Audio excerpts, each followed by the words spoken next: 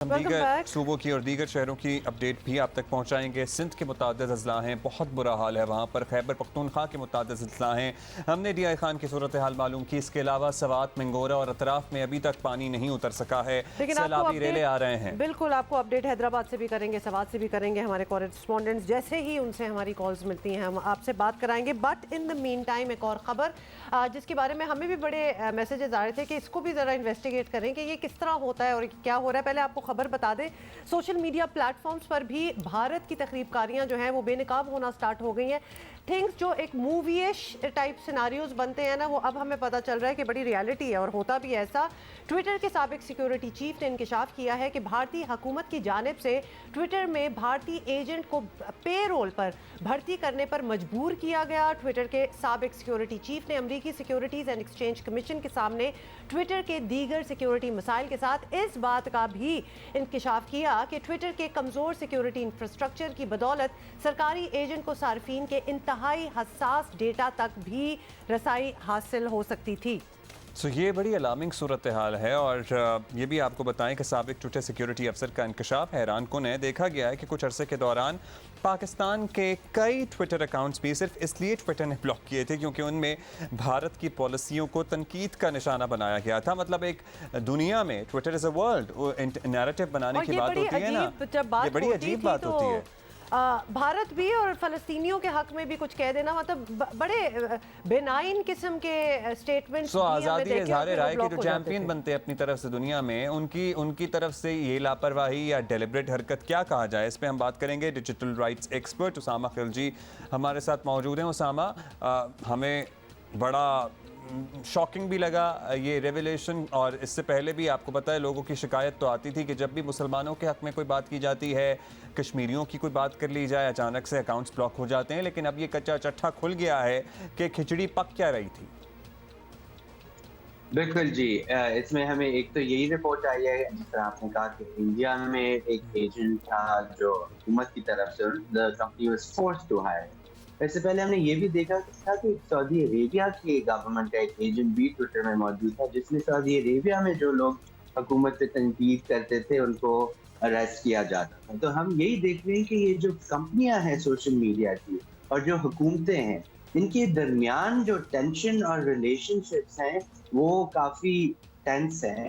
اور پھر آخر میں ہم دیکھتے ہیں کہ جو سب سے مظلوم طبقے ہیں، جس طرح کشمیری لوگ ہو گئے، فلسطینی لوگ ہو گئے اور دیگر پروٹیسٹرز ہو گئے جو اپنے حکومت پہ تنقید کرتے ہیں، ان کے اکاؤنٹس بلاک کیے جاتے ہیں۔ ہم نے دیکھا ہے کہ کشمیری جو انڈیا بھارت سے باہر بھی موجود ہیں، اگر وہ بھی کوئی اکاؤنٹس چلاتے ہیں، باتیں کرتے ہیں، تو ان کے اکاؤنٹس بھی بند ہوتے ہیں، ان کا بھارت میں موجود ہونا ضروری نہیں۔ تو یہ ایک بہت زیادہ گمبھیر صورتحال ہے، اور اس میں ہم نے یہ دیکھا ہے کہ ٹویٹر نے پچھلے سال انڈین حکومت پہ کیس بھی کیا ہے انڈین ہائی کورٹ میں۔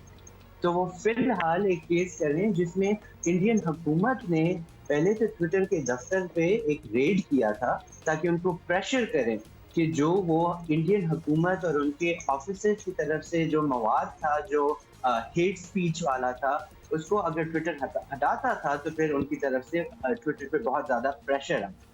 اور پھر دوسرا ہم نے یہ دیکھا کہ فیس بک کی جانب سے بھی اس طرح ایک ان کی بہت سینئر آفیشل تھی جو بی جے پی حکومت کے ساتھ لنکس تھی۔ تو اس میں ہم نے یہ دیکھنا ہے کہ کتنا پریشر ہم کمپنیز پہ ڈال سکتے ہیں کہ وہ جو شہری ہیں ان کے حقوق کو زیادہ پروٹیکٹ کریں، اور جو حکومتیں جو زیادہ سے زیادہ ابھی ہم دیکھیں فیشسٹ ہوتی جا رہی ہیں دنیا بھر، ان کا پریشر جو ہے وہ کم سے کم نظر آ رہا ہے۔ تو اسامہ بات تو پھر وہی ہوگی، مطلب اگر آپ کا ایک فریڈم آف ایکسپریشن ہے، کچھ دنیا کہنا چاہتی ہے، عوام لوگ کچھ کہنا چاہتے ہیں، تو نہ وہ ریئل لائف میں کہہ سکتے ہیں، نہ وہ سوشل میڈیا پلیٹ فارمز پہ کہہ سکتے ہیں، تو پھر انسان کیا بوائیکاٹ کر دے، وہ کہاں جائے؟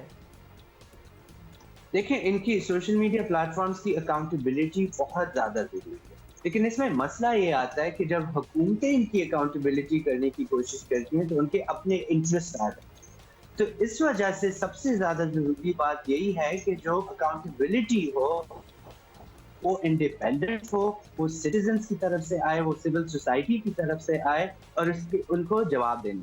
تو اس میں کچھ میکنزمز ہے دنیا میں۔ अभी हम देखते हैं, एक तो अगर आप फेसबुक, गूगल वगैरह को देख लें, उनका एक इनिशिएटिव है ग्लोबल नेटवर्क इनिशिएटिव, जिसमें उनके फ्रीडम ऑफ एक्सप्रेशन और प्राइवेसी के स्टैंडर्ड्स होते हैं और उनके हर 2 साल जो है असेसमेंट रिव्यू होती है। उसमें मैं खुद भी इन्वॉल्व हूँ, उसमें इंटरनेशनल सिविल सोसाइटी का एक रोल हो और उसमें हम फिर उनके केसेस देखते हैं कि क्या आपने जो है फ्रीडम ऑफ एक्सप्रेशन को अंडरमाइन किया है या नहीं। तो इसमें हम कोशिश करते हैं कि इस तरह के केसेस ज़्यादा से ज़्यादा आए, लेकिन मसला ये है कि ट्विटर उसका हिस्सा नहीं है।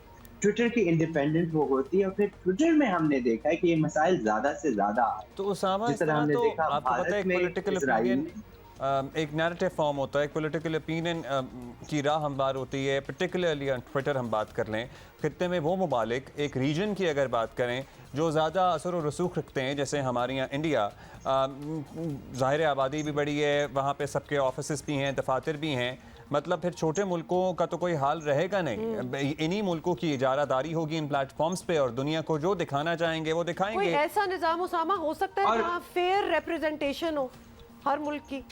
बिल्कुल, और ये एक रियलिटी है। ठीक है, आपने जो कहा है कि निज़ाम आ रहा है, तो कुछ ममालिक का बहुत ज़्यादा इन्फ्लुएंस है, जैसे अमेरिका का इन्फ्लुएंस बहुत ज़्यादा है, अभी इंडिया का इन्फ्लुएंस हम देखते हैं बहुत ज़्यादा है। लेकिन इसमें एक चीज़ है कि इनके जितने कंटेंट मॉडरेशन के स्टैंडर्ड्स होते हैं, वो इंटरनेशनल लॉ के मुताबिक होने चाहिए। और जो इंटरनेशनल ह्यूमन राइट्स लॉ है, उनके प्रिंसिपल्स को अगर इम्प्लीमेंट नहीं किया जाता तो फिर बैकलैश बहुत ज्यादा। तो ये कंपनियां क्या ब्लैकमेल होती हैं क्योंकि इतने ज़्यादा सारिफ हैं इंडिया जैसे मुल्कों में, क्या हुकूमतें बैन कर देंगी, चलने नहीं देंगी? क्योंकि अपेरेंटली तो ऐसे ही लग रहा है कि ये ब्लैकमेल हो रही है। मतलब ये कोवर्जन होती किस तरह? बिल्कुल, सबसे बड़ा मसला ये होता है जब लोकल ऑफिस जो है ट्विटर या फेसबुक इंडिया में खोल लेते हैं, तो फिर उनके स्टाफ के ऊपर बहुत ज्यादा प्रेशर होता है, उन पे सिक्योरिटी का प्रेशर होता है, उन पे दबाव होता है कि अगर आप ये नहीं करेंगे हम आपको अरेस्ट कर लेंगे, हम आपको हरास कर लेंगे। इस तरह के थ्रेट्स बहुत ज्यादा होते हैं। और जितने भी कंपनी की पॉलिसीज होती हैं उसमें ये होता है कि हम हर कानून को जो है प्रोटेक्ट करेंगे, इंटरनेशनल ह्यूमन राइट्स को प्रोटेक्ट करेंगे, लेकिन अगर हमारे स्टाफ के ऊपर दबाव बहुत ज्यादा आए तो फिर स्टाफ की सिक्योरिटी जो है सबसे ज्यादा इम्पोर्टेंट। तो इसमें यही मसला आता है कि कुछ ममालिक जिसमें आपका रूल ऑफ लॉ वीक हो और वहां पे आप दफातर खोल लें, हुकूमतों में फाशिज्म की टेंडेंसी ज्यादा हो तो फिर वहाँ ये सब देखा जा रहा है। कॉम्प्रोमाइज हो जाता है। बहुत शुक्रिया आपका Usama, we are short on time right now but it was हमारी अच्छी डिस्कशन हो गई।